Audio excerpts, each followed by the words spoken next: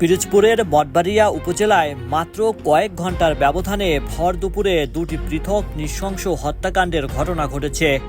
রোববার দুপুরের এই জোড়া খুনের ঘটনায় পুরো মঠবাড়িয়া জুড়ে এখন চরম আতঙ্ক ও থমথমে পরিস্থিতি বিরাজ করছে। সাধারণ মানুষের মনে এখন একটাই প্রশ্ন, আইন শৃঙ্খলার এই অবনতির নৈপথ্যে আসলে কি চলছে?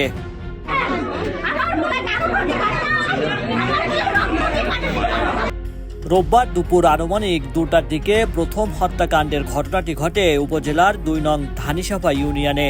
স্বাধীন, তুমি তো দেখছো না? জি স্যার। হ্যাঁ, কোপাইছে কে বলো? আর বউ আর ও স্যার, আর বউ আর মনির শরীফের বউ আছে, মানে আরাফাত কোপাইছে। হ্যাঁ। আরাফাতের বাবার নাম কি? আরাফাতের বাবার নাম আলম শরীফ। আলম শরীফ। জি স্যার। আরাফাত এবং আরাফাতের স্ত্রী কোপাইছে। হ্যাঁ, উপাইয়ে যাইয়া মনির শরীফের বোর্ড ধরে দাহান দিয়েছে, আবার দাহান ধোয়। নিহত যুবকের নাম ইউসুফ শরীফ। স্থানীয় ও প্রত্যক্ষদর্শী সূত্রে জানা যায়, ঘটনার সময় ইউসুফ শরীফ নিজ বাড়িতেই ছিলেন। কোনো কিছু বুঝে ওঠার আগেই একদল দুর্বৃত্ত ঘরে ঢুকে ধারালো অস্ত্র দিয়ে তাকে এলোপাতাড়ি কোপাতে থাকে। রক্তাক্ত অবস্থায় মাটিতে লুটিয়ে পড়লে দুর্বৃত্তরা পালিয়ে যায়। ঘটনাস্থলেই তার মৃত্যু হয়। প্রকাশ্য দিবালোকে নিজ ঘরের ভেতরে ঢুকে এমন নৃশংস হত্যাকাণ্ড পূর্ব পরিকল্পিত বা কোনো পুরনো শত্রুতার জের ধরে হতে পারে বলে ধারণা করছেন স্থানীয়রা। ধানিসাপার ঘটনার রেশ কাটতে না কাটতেই উপজেলার 6 নং টিকিকাটা ইউনিয়ন থেকে আসে আরেকটি মর্মান্তিক খবর। সেখানে দুর্বৃত্তদের বর্বরোচিত হামলায় নিহত হয়েছেন আব্দুল কাইয়ুম নামের এক তরুণ কাপড় ব্যবসায়ী। কাইয়ুম পেশায় ব্যবসায়ী হওয়ায় এলাকার সবার সাথেই তার সুসম্পর্ক ছিল। রোববার দুপুরে তাকে একা পেয়ে ওত পেতে থাকা দুর্বৃত্তরা অতর্কিত হামলা চালায়। গুরুতর আহত অবস্থায় তাকে উদ্ধার করা হলেও শেষ রক্ষা হয়নি।